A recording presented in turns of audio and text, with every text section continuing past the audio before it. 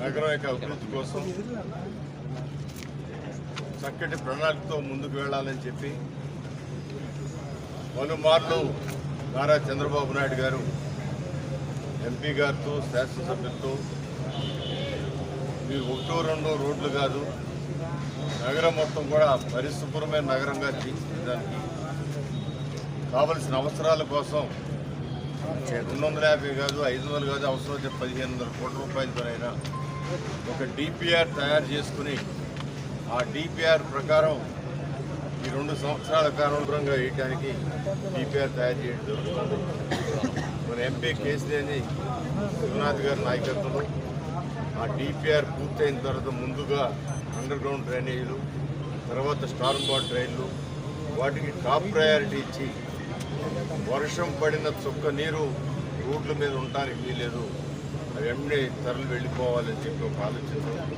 అదేవిధంగా మనందరం చూసాం ఈ మధ్య వర్షాలు వస్తే డిపార్ట్మెంట్ యావత్తు కూడా రేత్రి పగలు అనకుండా వాహనాలు పెట్టుకుని రోడ్డు మీద నీళ్లు తోడేదానికి ఎంత ప్రాముఖ్యత ఇచ్చారు. దాని యొక్క సూచనలు ఏ విధంగా నారా చంద్రబాబు నాయుడు గారు ఎక్కడికక్కడ కౌంటర్లాగా పెట్టి అక్కడ సచివాలయం స్టాఫ్ను పెట్టి ఒక చుక్క పడితే చుక్క పోగోగానే అవన్నీ కూడా తరలించేటట్టు వ్యాన్లతో చేయడం, రైలు ద్వారా తరలి వెళ్ళిపోయేటట్టు చేయడానికి డిపిఆర్ కూడా తయారవుతోంది. ఇవన్నీ కూడా ప్రజల యొక్క సహకారంతో విజయవాడ నగరం రాజధానిగా ఏర్పడిన దగ్గర నుంచి, రాజధానిగా అనౌన్స్ అయిన దగ్గర నుంచి కూడా అనేక రకాలుగా కనకదుర్గమ్మ గుడి దగ్గర ఫ్లైఓవర్ కానివ్వండి, బెంచ్ సర్కిల్లో ఫ్లైఓవర్లు కానివ్వండి, అన్నీ ఒక్కొక్కటి ప్రణాళికాబద్ధంగా ముందుకు వెళ్ళడం జరుగుతోంది.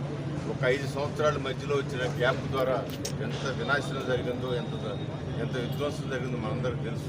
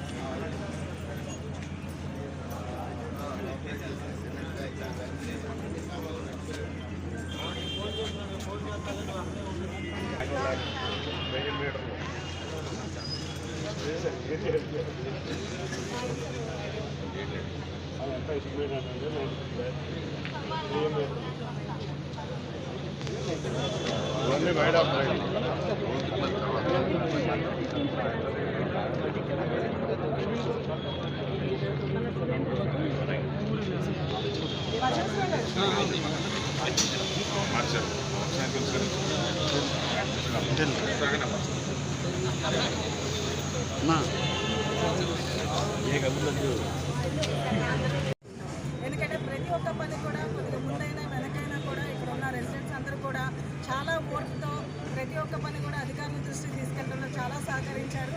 ఇలా నా డివిజన్లో అయితే పరిముఖ్యంగా చెప్పాలంటే ప్రతి కాలనీలో కూడా ఇట్లా ప్రతి ఒక్కరు కూడా మాకు సహకరిస్తున్నందుకు చాలా సంతోషం. ఈరోజు మా ఎమ్మెల్యే గారు కానీ మా ఎంపీ గారు కానీ నేను కానీ ఇలా ప్రజాసేవలో చేయడానికి మీరందరూ కూడా మంచి పాత్ర, మీరందరూ కూడా మా వెనుకున్నారు కాబట్టి ఈ రకంగా మేము ఈ సేవ చేయగలుగుతున్నాం. మీరు నారా చంద్రబాబు నాయుడు గారికి ఏదైతే మీరు సపోర్ట్ ఇచ్చి గెలిపించి మమ్మల్ని అందరినీ కూడా ఈ రకంగా తీసుకొస్తే మళ్ళీ మేమందరం కూడా ఎప్పుడు కూడా ప్రజాసేవలో నిరంతరం పనిచేస్తూ ఏదైతే మన నియోజకవర్గానికి మన డివిజన్కి అభివృద్ధి పనులు పార్లమెంట్ పరిధిలో కూడా మన అందరం కూడా కష్టపడి పనిచేస్తామని తెలియజేసుకుంటూ ఇక్కడికి వచ్చిన ప్రతి ఒక్కరికి పేరు ధన్యవాదాలు తెలియజేసుకుంటున్నాం. ముందుకు వెళ్ళడం జరుగుతుంది. ఖచ్చితంగా విజయవాడ నగరం 2029 కల్లా అన్ని రకాలుగా అన్ని కోణాల్లో కూడా పరిశుభ్రమైన నగరంగా తీర్చిదిద్దడానికి నారా చంద్రబాబు నాయుడు గారి సహకారంతో పార్లమెంట్ సభ్యుల యొక్క సూచనలతో శాసనసభ్యులు అందరూ కూడా ఒక మాట మీద ముందుకు వెళ్ళి ఈ నగరాన్ని పరిశుభ్రంగా ఉంచుతామని కూడా తెలియజేస్తారు. రాజధాని అమరావతి ప్రాంతంలో భాగం మన విజయవాడ నగరం. అమరావతి ఎంత సురవేగంగా అభివృద్ధి చెందుతుందో విజయవాడ కూడా అంత అభివృద్ధి నోచుకోవాలి. దీనిలో భాగంగానే కూటమి ప్రభుత్వం అధికారంలోకి రాగానే టోటల్గా విజయవాడకు కావాల్సిన స్ట్రామ్ వాటర్ కానీ, డ్రైనేజ్ కానీ, డ్రింకింగ్ వాటర్ మీద కానీ గౌరవ ముఖ్యమంత్రి నారా చంద్రబాబు నాయుడు గారు ప్రజాప్రతినిధులు, ఎమ్మెల్యేలు అందరితోనూ ఎంపీ అందరితో కలిసి ఒక సమావేశం ఏర్పాటు చేయడం జరిగింది. దానిలో భాగంగానే నగరపాలక సంస్థ ఆధ్వర్యంలో టోటల్ డిపిఆర్ రెడీ అవుతుంది. సుమారు 2000 కోట్ల అవసరం ఉండవచ్చని ఒక అంచనా.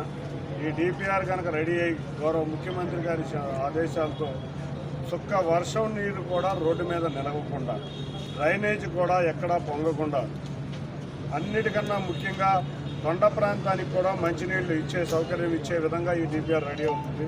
దీనిలో భాగంగానే మనం చూస్తే అమృత్ స్కీమ్ కింద కానీ లేకపోతే మన 15th ఫైనాన్స్ కమిషన్ కానీ కొన్న నిధులతో ఇప్పుడు ఉన్న ప్రభుత్వం అధికారంలోకి రాగానే చాలా రోడ్లు డ్రైన్లు కూడా నిర్మాణం చేయడం జరుగుతుంది. దానిలో భాగంగా ఇవాళ 1000 మీటర్ల డ్రైన్, పాత 5వ నెంబర్ బస్ రోడ్లో 1000 మీటర్ల డ్రైన్ 93 లక్షల రూపాయలతో వాళ్ళ ప్రారంభోత్సవం నేను కానీ ఎమ్మెల్యే గారు గద్దె రామ్మోహన్ రావు కానీ ప్రారంభోత్సవం చేయడం జరిగింది. త్వరలో విజయవాడ నగరానికి ఇటువంటి శాశ్వత పరిష్కారం రావడానికి నేను కానీ గద్దె రామ్మోహన్ రావు కానీ మిగతా ఎమ్మెల్యేలు అందరం కూడా కలిసికట్టుగా డిపిఆర్ రెడీ అవ్వగానే గౌరవ ముఖ్యమంత్రి చంద్రబాబు నాయుడు గారి వద్దకు వెళ్ళి